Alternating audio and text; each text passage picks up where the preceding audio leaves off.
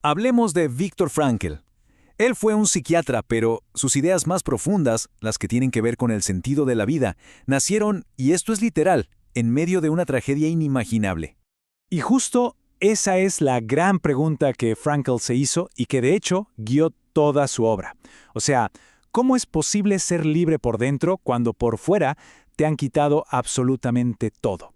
Bueno, pues vamos a meternos de lleno en su respuesta. A ver, para entender bien a Frankl, primero hay que entender su historia, ¿no? Su paso por los campos de concentración no fue solo una lucha por sobrevivir físicamente. Fue, digamos, el crisol donde se forjó su teoría más potente, la idea de la supervivencia psíquica. Y aquí, ojo, aquí está la clave de todo. A Frank lo que le volaba la cabeza no era cómo sobrevivía el cuerpo, sino cómo aguantaba la mente. Y ahí fue que descubrió que la mismísima última de las libertades humanas, esa que nadie te puede quitar, es la de elegir qué actitud tomas frente a lo que te pasa. Ok, y a partir de esta idea tan potente, Frankl desarrolló algo súper práctico. Él identificó como tres grandes caminos, tres tipos de valores, que nos pueden guiar para encontrarle un sentido real a la vida. Son estos tres, muy sencillos de recordar, los valores de creación, los de experiencia y los de actitud. A ver, vamos a desglosarlos uno por uno. El primer camino es el de hacer. Es el sentido que uno encuentra en las cosas que aporta al mundo. Piensa en el trabajo, en crear algo, en cuidar de la familia. Es ese propósito que nace de lo que contribuimos, de nuestras acciones.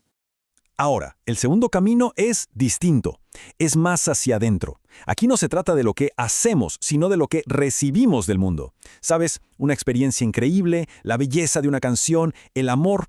Frankl decía que a veces un solo instante, uno solo, puede darle sentido a toda una vida. Impresionante, ¿no? Y con esto llegamos al tercer camino, que para mí es el más profundo de todos. A ver, ¿qué pasa cuando la situación simplemente no se puede cambiar? Ante algo inevitable, como una enfermedad terminal o una pérdida terrible, todavía nos queda una libertad, la de elegir nuestra actitud. Para Frank, este era el valor más alto, el que brilla de verdad en los momentos más oscuros. Bueno, para entender la verdadera revolución que fue Frankl, hay que ponerlo cara a cara con el otro gigante de la psicología de su época, nada más y nada menos que Sigmund Freud. Frankl, claro, fundó su propia escuela, la logoterapia, y el nombre ya te lo dice todo. Logos en griego es sentido, así que su terapia no va de escarbar en los traumas del pasado, sino de ayudar a la gente a encontrar un propósito, un sentido para su futuro. Y aquí es donde el choque de ideas es total. Miren, para Freud, todo es psicodinámica. Básicamente, somos como marionetas empujadas por instintos y cosas del pasado. Pero Frankl propone la no dinámica. Dice que no somos empujados, sino que somos atraídos por valores, por un sentido que está en el futuro. O sea, dejamos de ser víctimas de los impulsos para convertirnos en arquitectos de nuestro propio camino. Esto nos lleva a la pregunta del millón. ¿Qué nos mueve en la vida? Freud diría que la voluntad de placer, o sea que buscamos sentirnos bien y evitar lo que nos duele. Simple. Pero Frankl le da un giro de 180 grados y dice, no. Lo que de verdad nos impulsa es la voluntad de sentido. Nuestra necesidad más profunda es encontrar un porqué. Ok, y para bajar todo esto a tierra, Frankl nos habla de dos tipos de personas, dos formas de pararse frente a la vida. A unos los llamó marcapasos y a otros pacificadores.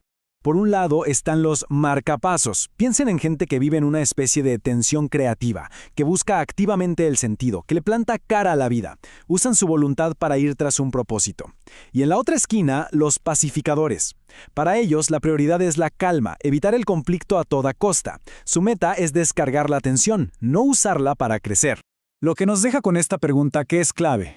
¿El objetivo en la vida es escapar de los problemas y la tensión? ¿O es encontrarle un sentido dentro de todo eso? Para Frankl la respuesta era clara.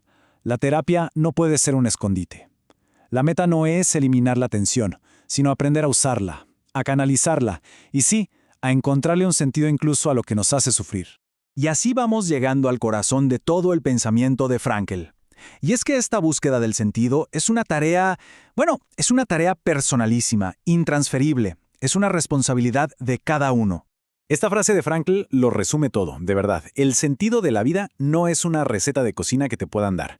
No lo vas a encontrar en un libro, ni siquiera un terapeuta te lo puede dar. Es algo que se descubre. Y el trabajo del terapeuta, decía él, es ser una especie de guía en esa expedición personal de búsqueda. Y cerramos con esto, para que se quede resonando. Esa tensión que a veces se siente, ¿no? Entre la persona que uno es hoy y la que aspira a ser, ¿es un problema que hay que resolver? ¿O es, como sugería Frankl, justamente el motor que le da gasolina a una vida con sentido? Quizás ese espacio entre el soy y el debería ser no es un vacío que hay que rellenar, sino el lugar exacto donde ocurre el crecimiento.